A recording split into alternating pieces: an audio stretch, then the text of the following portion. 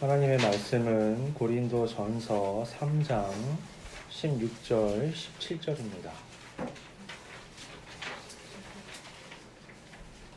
고린도전서 3장 16절, 17절입니다.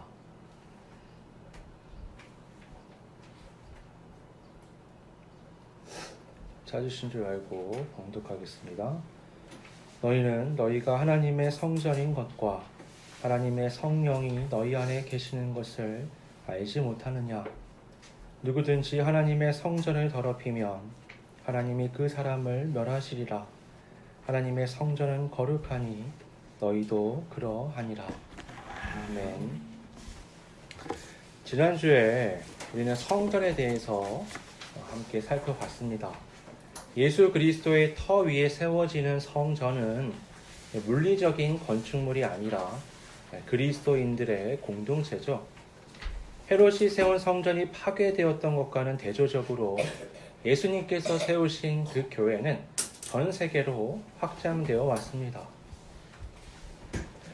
그때부터 하나님의 임재에 대한 이해는 건물이나 물건이 아니라 이 믿는 자들의 공동체로 전환이 된 겁니다.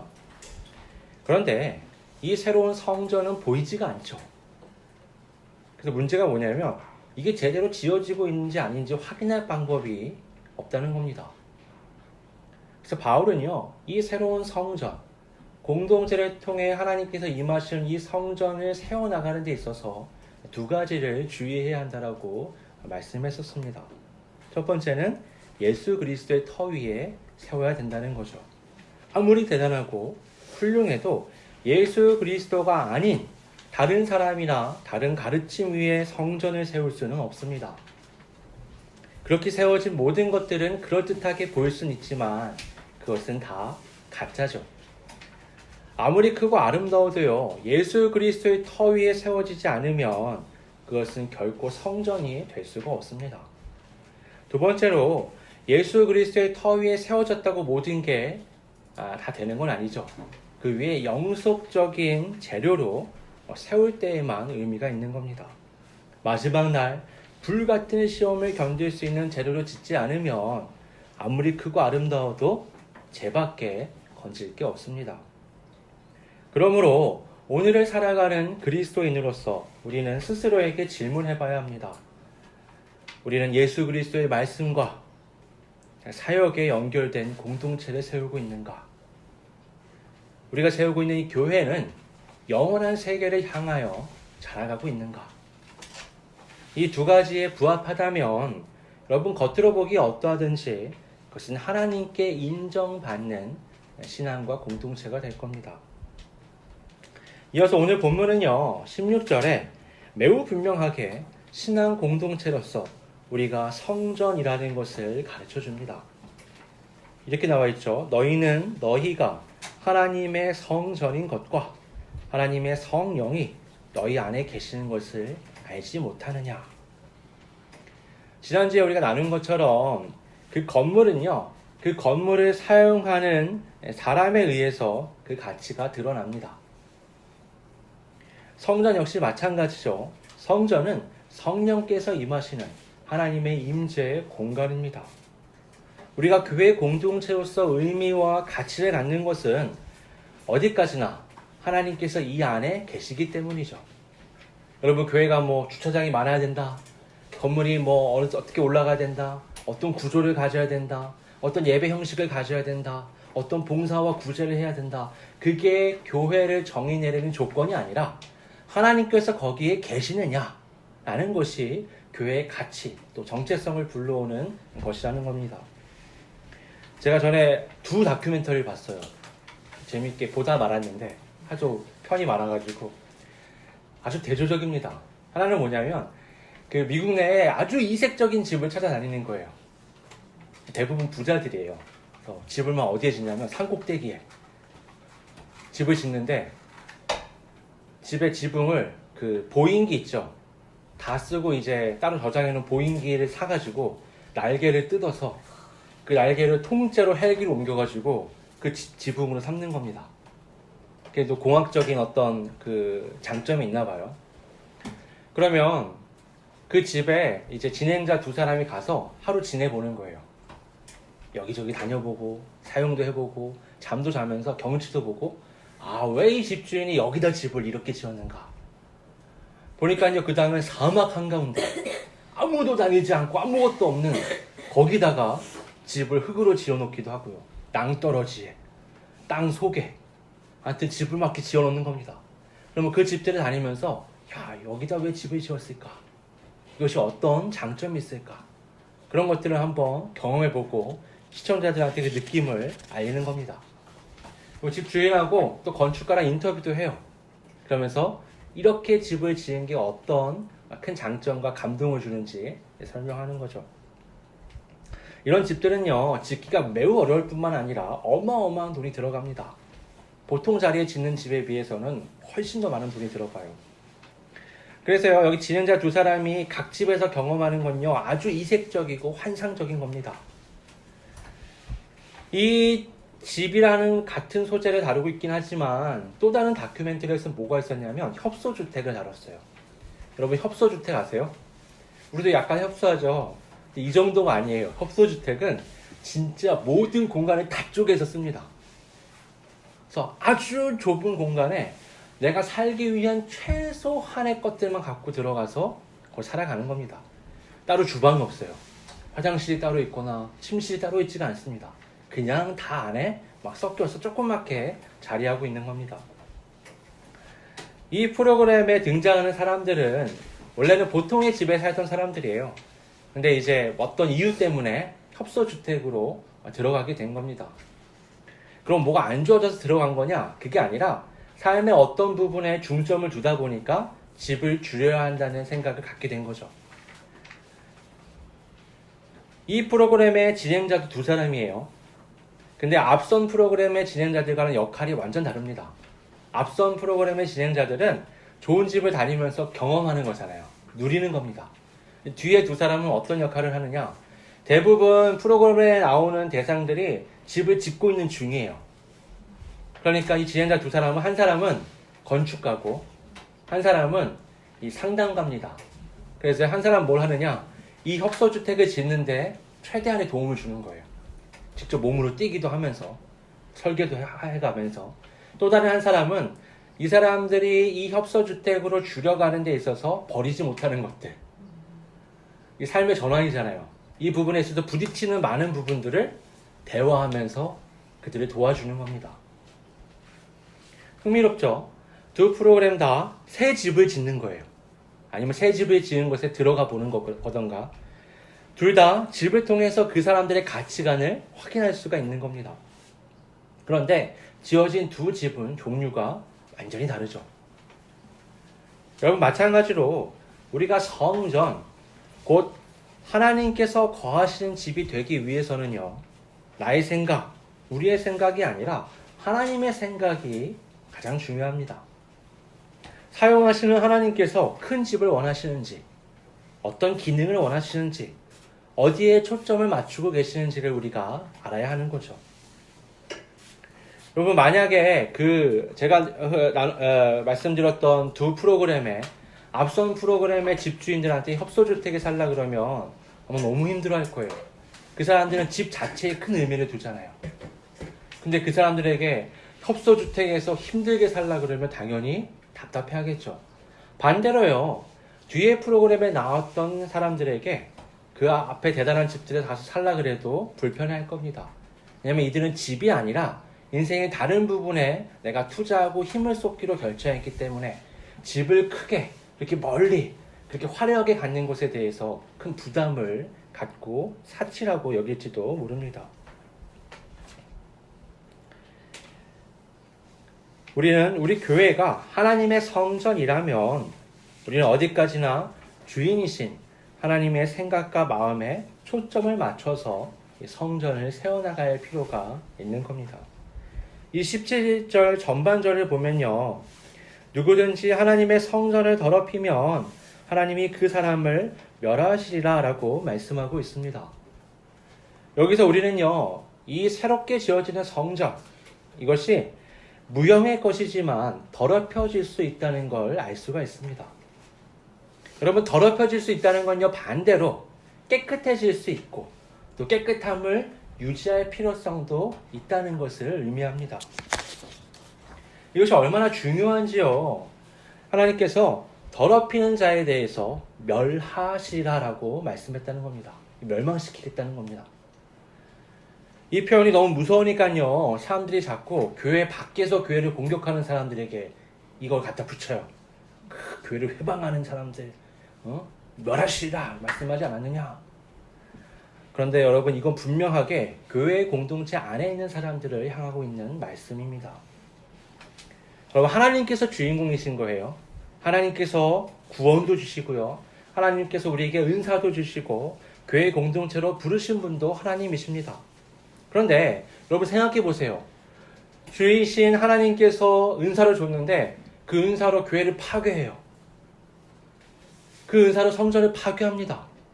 그럼 당연히 주님이신 하나님께서 너무 화가 나지 않으시겠어요? 당연하게도 종된 그 사람은 멸망하는 것이 당연한 것처럼 우리에게 보여지는 겁니다. 아주 당연한 수순이에요. 그렇다면 성전을 깨끗하게 하기 위해서 우리가 어떤 노력을 기울여야 할까요? 매일 나오셔서 청소를 하셔야 될까요? 아니면 내가 성전의 한 부분이니까 매일 씻어야 될까요? 아이들을 보면요, 뭐가 더러운지 뭐가 깨끗한지 구분을 잘 못합니다. 키워본 지 오래돼서 잘 기억이 안 나시죠?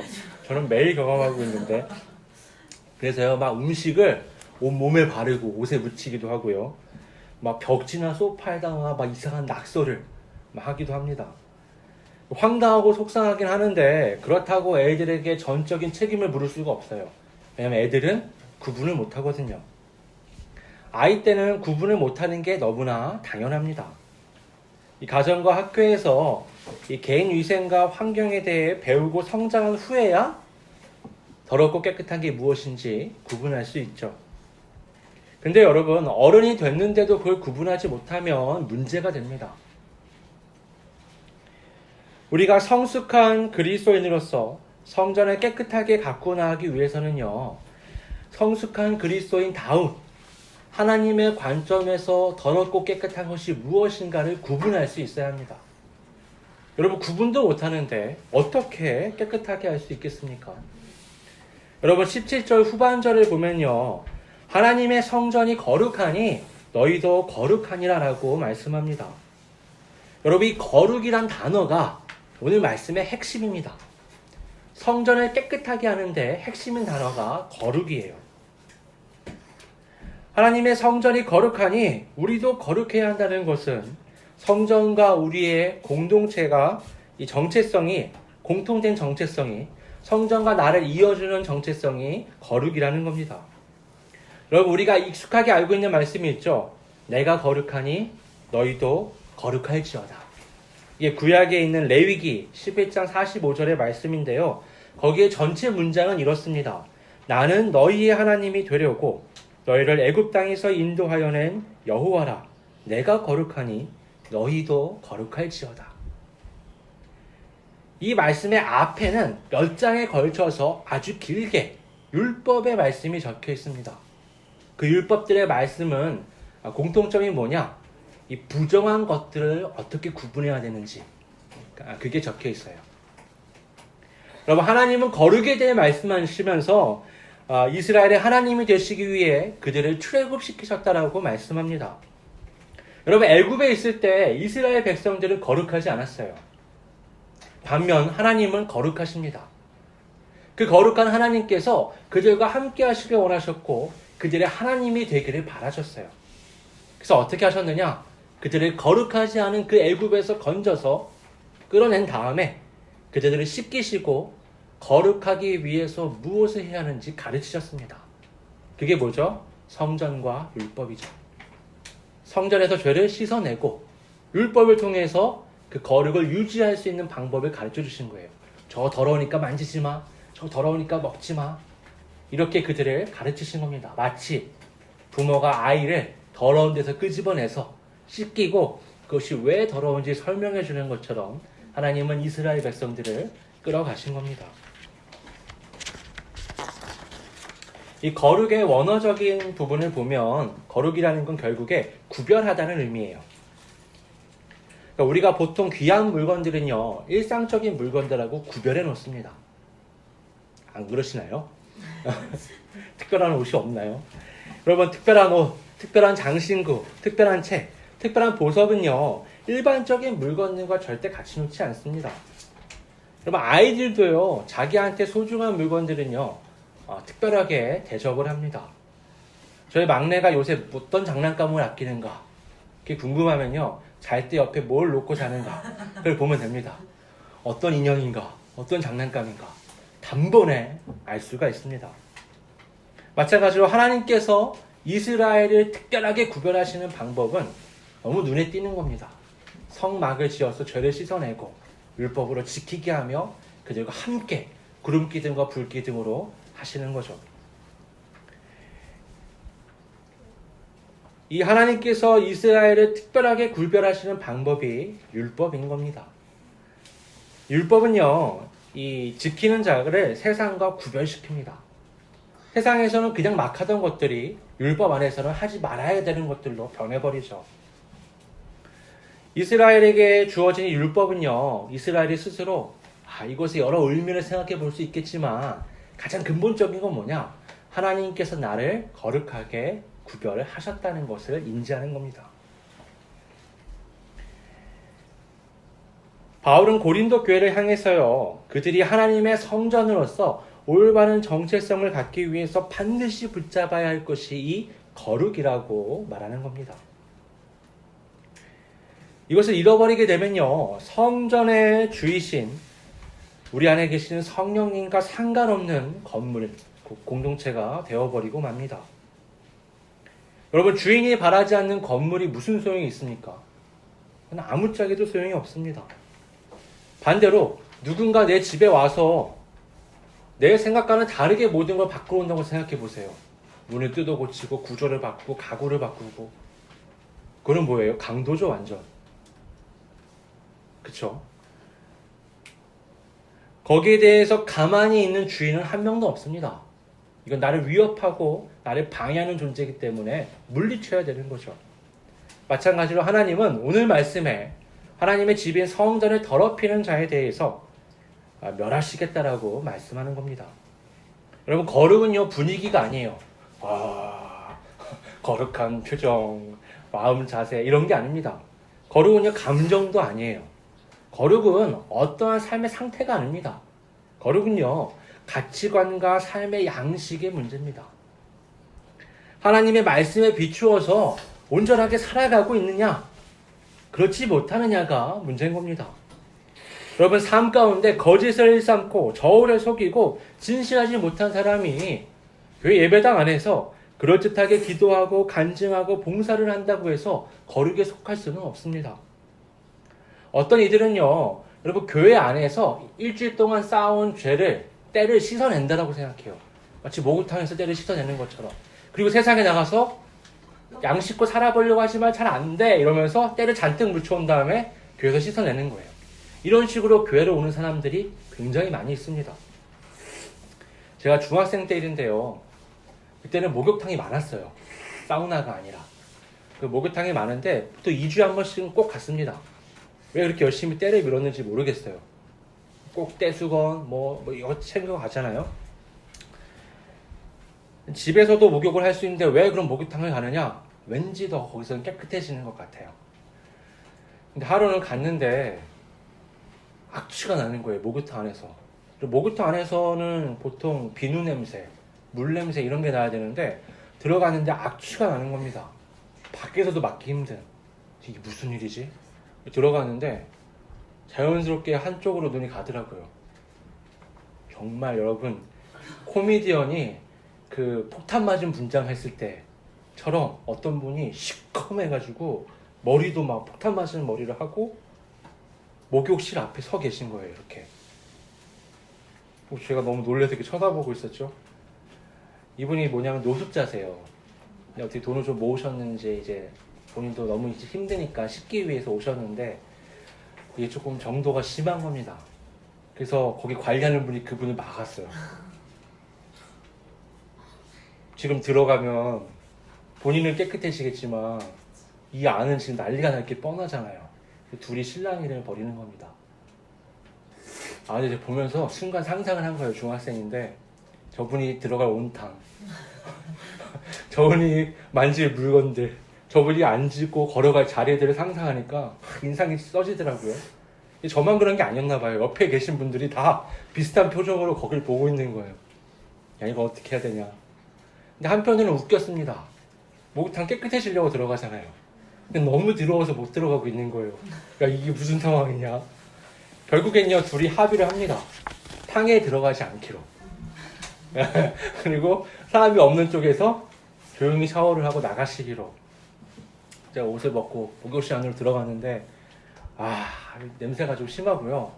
정말 꾸정물이 이렇게 쫙 흘러가서 그쪽에 아무도 안 계세요. 사람이 적지도 않았는데 저쪽에 왠지 거기는 무슨 성역인 것처럼 아무도 접근을 하지 않고 저쪽에 물러나서 다 씻고 계셨습니다. 여러분, 교회는요, 죄인들이 모이는 곳이죠. 오는 곳이 맞습니다. 근데 더 정확하게 말하자면 죄인이었지만 의인으로 부르심을 받은 사람들의 공동체입니다. 교회는 물리적인 건물이 아니어서 가고 말고 하는 것도 사실 말이 되지 않는 거죠. 예배당에 가는 것과 교회 공동체가 되는 것은 전혀 다릅니다. 내가 교인이라면 나는 이미 교회를 이루고 있는 사람인 거죠. 그리스도인은요, 하나님 앞에 의인으로 부르심을 받아서 그 부르심을 따라 구별된 거룩한 삶을 살기 위해 노력하는 사람들입니다. 교회 예배당은요, 한 주 동안 죄를 짓는 걸 씻으러 오는 곳이 아니라 하나님의 말씀에 자기를 비추어서 더욱더 거룩의 삶으로 걸어가기 위해 모이는 겁니다. 만약에 예배에 나와서 내 죄를 씻어내는 데 초점을 맞추는 사람이 있다면 그는 아까 예화에 말씀드린 대중목욕탕을 더럽히는 사람과 마찬가지죠. 본인은 깨끗해질지 몰라요. 근데 그분의 가치관, 그분의 언행 때문에 교회 안에 들어와서 생활하는 모든 관계 속에서 사람들을 더럽히게 되는 겁니다. 그리스도인은요, 하나님의 말씀 앞에서 스스로를 살피고 거룩하기 위해 노력할 뿐만 아니라 이것을 시작으로 세상으로 향해 나아가서 정화시키는 사명을 가진 사람들입니다. 자신의 죄를 씻어내는 것에 초점을 맞추고 신앙생활 하는 것과 세상을 씻어내는 것에 초점을 맞추고 신앙생활 하는 것은 굉장한 차이입니다. 고린도 교회는요, 세상의 온갖 것들을 교회 안으로 갖고 들어왔습니다. 세상에 좋다고 하는 것들은 다 가지고 왔어요. 이게 하나님의 기준으로 보면 구별되지가 않는 겁니다. 거룩으로 구분되지 않는 것들이에요. 그만큼 고린도 교인들은 하나님의 거룩의 기준이 뭔지 구분해서 무엇이 거룩하고 무엇이 부정한 것인지 구별하지 못했던 겁니다. 그것들은요, 하나님의 말씀과 기준을 희미하게 만들어버립니다. 여러분, 하나님의 말씀과 기준이 희미해지면 우리는 거룩을 구분할 수 없게 되고 성전으로서의 역할을 잃어버리게 됩니다. 그렇게 되면요, 교회가 누구를 위해 존재하는지, 무엇을 해야 하는지 정체성을 잃어버리게 되죠. 분명히 하나님을 예배합니다. 찬양합니다. 기도합니다. 봉사도 하고 구제도 합니다. 하나님의 이름으로 모든 걸 다 해요. 그런데 하나님은 계시지 않는 공동체가 되어버리는 거죠. 우리 한 사람 한 사람이 거룩한 삶, 그 세상과 구별되어 하나님의 말씀을 따르는 삶을 살지 않으면 우리가 모이는 공동체가 거룩한 성전이 될 수는 없습니다. 여러분, 문이 부서지면요, 문이 부실하면 문이 부서지겠죠. 그렇죠? 기둥이 부실하면 기둥이 무너질 겁니다. 지붕이 부실하면 천장에 구멍이 뚫리겠죠. 각 부분이 문제가 생기면 그 부분 자체도 문제가 되지만 그것이 하나로 모여 있었을 때 전체 건물에 문제가 되는 겁니다. 여러분, 우리 안에 성령이 이미 계십니다. 성전으로서 우리에게 정체성을 부여하는 건 거룩 한 가지뿐입니다. 그 거룩을 위해선 하나님의 말씀에 비추어서 내가 온전한 삶을 살아가느냐, 이것이 핵심인 겁니다. 그렇게 각자가 하나님 앞에서 거룩을 따라 신앙생활을 나아갈 때 우리가 모이는 공동체는 자연스럽게 하나님이 기뻐하시는 성전으로서 세워져 나갈 수 있을 것입니다. 세상과 구별되어 하나님의 말씀을 따라 온전히 나아가는 우리 모두가 되기를 바랍니다. 이 시간 말씀을 생각하면서 함께 통성으로 기도하겠습니다. 아버지 하나님, 우리가 그저 신앙으로 모인 공동체가 아니라 하나님이 임재하시는 성전이라는 것을 몇 주에 걸쳐서 함께 나누고 있습니다. 아버지 하나님, 하나님이 계시기 때문에 하나님의 생각이 중요하고 하나님의 말씀이 중요하고 하나님의 뜻이 중요하다는 것을 우리는 알고 있습니다. 나의 생각, 나의 마음, 나의 목표, 나의 취향, 나의 상식, 그 모든 것을 십자가에 못 박고 나를 불정하며 오직 하나님께 귀를 기울이고 두 무릎을 꿇기를 소원합니다. 하나님, 우리 안에 역사하시고 우리에게 말씀하시고 우리에게 밝히 보이셔서 우리가 하나님의 기준을 따라 거룩한 공동체로서 하나님께서 임재하시는 성전으로 온전히 자라가게 인도하여 주시옵소서. 그래 우리가 아름다운 공동체를 이룰 뿐만 아니라 우리 한 사람 한 사람이 살아가는 그 삶의 자리에서 하나님의 거룩이 확장되어 갈 수 있도록, 이 세상이 정화되어 갈 수 있도록 당연히 우리의 삶을 이끌어 주시옵소서. 그래 우리가 서 있는 그 자리, 교회뿐만이 아니라 우리의 가정, 우리의 일터, 우리의 사회가 그리스도 예수 안에서 하나님에 의해 하나님의 기준에 따라 정화되어 가게 하여 주시옵소서.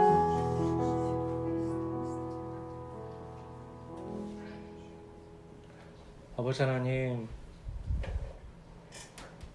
우리 그저 일주일에 한 번 모여서 하나님을 예배하기 위해 모이는 공동체가 아니라 우리들의 이 관계 속에서 성령이 임재하고 계시다는 것을 알고 있습니다. 다른 어떤 인간적인 기준과 관점이 아니라 오직 하나님의 말씀에 비추어서 이 교회가 성령이 함께 하시는, 하나님이 기뻐하시는 성전으로 세워져 갈 수 있도록 이끌어 주시옵소서. 여기 모인 한 사람 한 사람이 하나님 앞에서 우리 각자도 성전임을 기억하며 매일의 삶 가운데 하나님의 거룩을 회복하고 그 거룩을 회복한 그리스도인으로서 모였을 때 놀라운 하나님의 거룩이 이 성전의 정체성이 될 수 있도록 이끌어 주시옵소서. 거룩하신 예수님의 이름으로 기도드립니다.